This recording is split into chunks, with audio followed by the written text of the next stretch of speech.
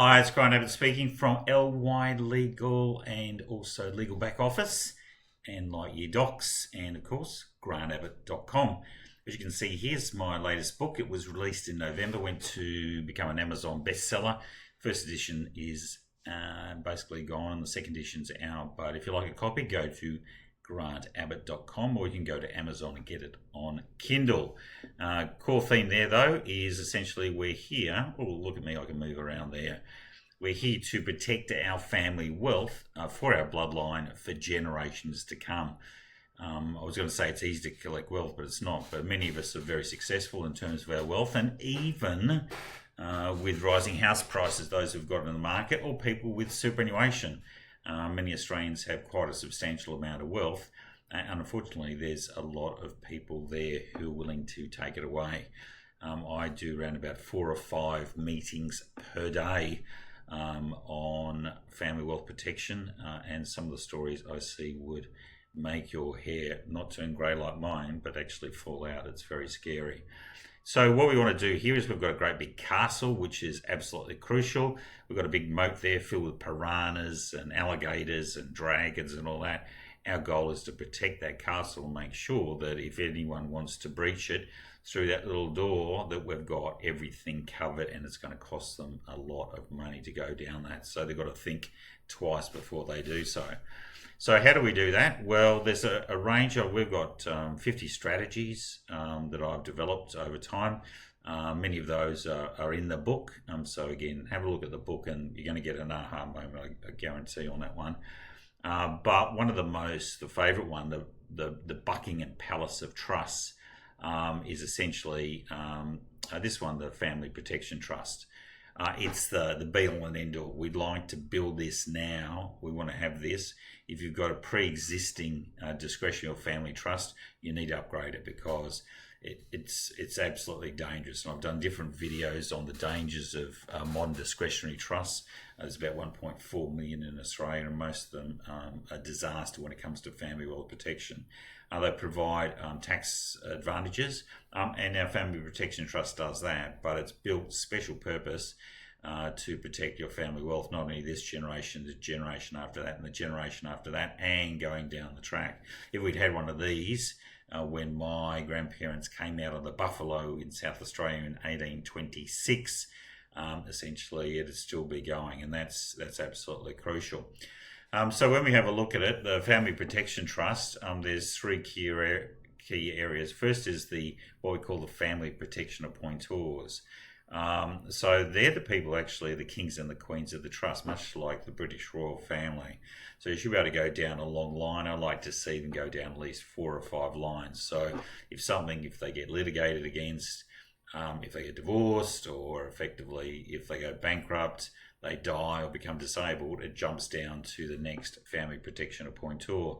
So spouses might occupy the first position, and then children or family or other family members might be in there. It's fairly important depending on who's actually going to be part of that direct family bloodline.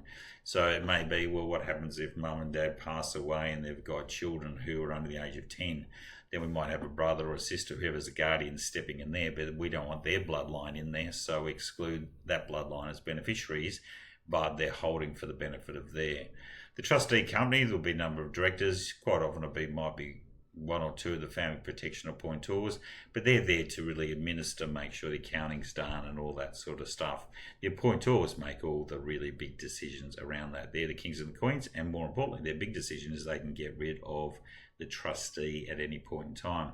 The beneficiaries, as I said, is not the holders bolus that you would see in all Australian discretionary trusts, where you've got spouses of the children all included. Why you'd have that? And even naming beneficiaries is dangerous. We don't name beneficiaries because there have been cases in the past few years where named beneficiaries have been able to take the trustee to court because they haven't received what they believe is adequate distributions from the trust. For example, if your child is a named beneficiary or ex-spouse, they can take the court and then they remove this trustee and put in place a court-appointed trustee. So suddenly, like that, you've lost control. And plus, it's only going to cost $300,000 to $400,000 in legal fees to do that. So we want to have a good line of succession there. It's going to have all the tax advantages. That's going to protect against predators and creditors for the current generation and also future generations.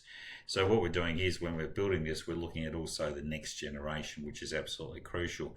We don't want them, if they're starting up a business, which congratulations, a lot of young kids are doing these days, that if the tax office goes after them, the ACCC, another regulator, the council, who knows what can go after them. Or more importantly, if they've been living with someone for more than 2 years, the Family Law Act applies, whether they're de facto or their marriage. And one of the big ones there I always talk about, if you've been to one of my sessions, is that my daughter's best friend, her grandmother gave her a $2 million townhouse, her boyfriend of 4 years. She's only 25, 26, upped and left. And I went to a family lawyer, and she had to sell the townhouse and got $900,000. He got $900,000 out of it, whereas the grandmother would have been better to put that property in there and let the granddaughter live in it. Anyway, there's a whole of strategies. We've got more than 50, as I said, and we can bring them to bear. So we want to make sure there's bloodline protection all the way down the track. When both parents die, then this splits into 3. So John, Sally, and Sam, if that's the 3 kids, and only their bloodline beneficiaries or your bloodline beneficiaries can fit the bill. So no spouses, no stepchildren, out. And more importantly, each one of these children then look after their managers of their own part.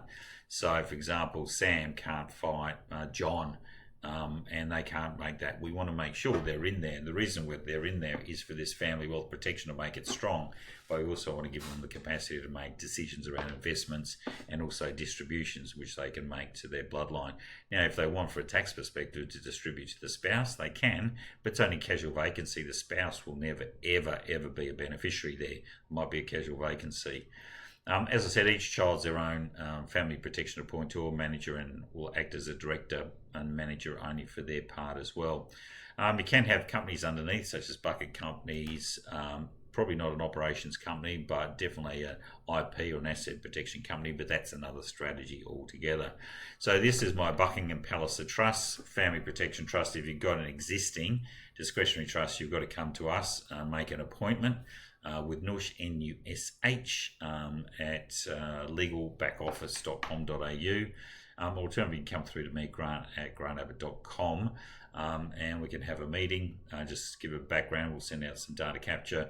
First meeting's free at this stage, and then we'll take it from there and start building and making sure that your family wealth is protected. Anyway, it's Grant Abbott, signing off.